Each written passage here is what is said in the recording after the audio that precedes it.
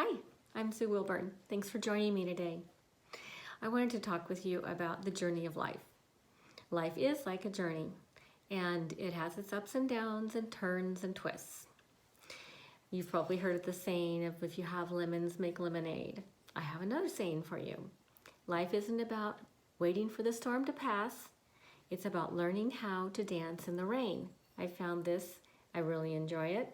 It's another reminder about the fact that life's journey isn't always the way we plan it.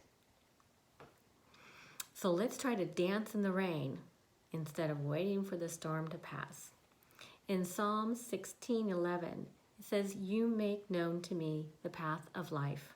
You will fill me with joy in your presence." And God definitely can do that no matter what. If it's raining, you can find joy in the rain. Okay. In order to give you an idea about how I feel about life's journey and how we can handle that, I'm going to tell you a little story. So let's pretend we're going to go to the Grand Canyon. And that's going to be our journey. And journey and trip, same kind of thing, right? So first, to plan my journey to the Grand Canyon, I need to find a map and look where I'm going to go, how many miles each day, find the hotels I want to stay in order to get to the Grand Canyon. Once I've done that, then, as exciting, I can pack my car, get gas in my car, and then yay, the next day I can get in and start my journey. So, okay, everything's done. We're in the car and we're on our way. Oh, I love road trips. So much fun. But boom, all of a sudden I have a flat tire. Oh, that's not part of my plan, not part of the journey I planned on, but it happened. So I got to get out of the car and fix the flat tire. Done. Get back in the car, and now off we go. We get to the hotel that night, and we're ready to go, have dinner and then snuggle in and just kind of relax for that evening. But we get to the hotel, and they tell us they don't have our reservation. Oh dear.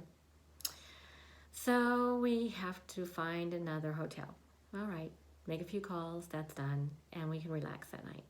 Next day, we get back in the car, we get to the Grand Canyon. Oh my gosh, I'm so excited. Jump out of the car, I want to run on a trail. I want to get out there and see it. So I start getting on my trail, and it's been on about 10 minutes, and I twist my ankle. Not part of my plan, but it's part of the journey. I've got to wrap my ankle and be careful with it and take good care of it. So that's the way life is so oftentimes. We have a plan, but it doesn't always end up as a plan, and life's journey is the same thing. We might have some stumbles along the way. However, in Psalm 18:36 says, "You provide a broad path for my feet so that my ankles do not give way." And God does provide us a path, a way to follow Him. Okay. Now, during this time, our journey during COVID-19 and shelter in place, we tend to have a little extra stress. I am not one to say I have never had it either. I have stress too, okay? There are ways that we can see our stress.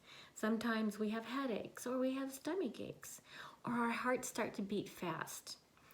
And if you have an underlying disorder or disease like diabetes, you might have more problems managing that. So that's some of the physical things that we can see that tell us that we're being stressed. The other ones could be emotional or mental, and that would be anxiety or anger, being sad, lonely, or depressed. And those things too, if you have an underlying this disorder with any of those, then you're going to find that that's probably going to be kind of your weak link, and you might have more of that now. So it's really important to identify what it is for you that's a stress indicator, and then to be acknowledging that you're having stress, and then to do some self-care. So I want to talk a little bit about some things that we can do to kind of help ease that. And so some ways to combat your symptoms of either physical or emotional discomfort would be, one thing is to physically active, be exercising, whether that means running or walking, riding your bicycle, or for me, I do some weights. I also do a Zoom class, and a walk and do yard work. There's a lot of ways you can be physical, and that can release any of that built up energy that we tend to kind of like put into our muscles that cause muscle tension and headaches and things like that. So that can be a helpful way to manage some of your stress. And emotionally, if we find that we're feeling saddened or depressed or anxious, there's ways that you can help with that. Physical activity still works for that as well. Some of the other self-care ideas is journaling. And this says here, it says, when you reduce life to black and white, you will miss the rainbow. I don't want to miss the rainbow. So this is a journal. And you know, if you don't have somebody that you feel like you can talk to, then you can journal, because it's very important to go ahead and be able to release and tell your feelings. And your feelings are fine to know. It's okay to share them. It's okay to put them on a journal. Your feelings are okay. It's your feelings. And if you're feeling sad or depressed, doesn't mean that you are what you feel. It just might be the moment. It just might be what's going on. If something continues to go on for too long, like depression or sadness, and you're not having a difficult time, or you are having a difficult time with that, then you should consider, you know, talking with your doctor. But for most of us, it's a feeling, is just the state of where you are at the moment, and we can do things to change that, okay? And again, attitude has a lot to do with that. If you see the glass half full or half empty, okay? Psalms 136, I'm going to read you that one. It says, give thanks to the Lord of gods. His love endures forever. And I do that not by only by praying, but also when I journal.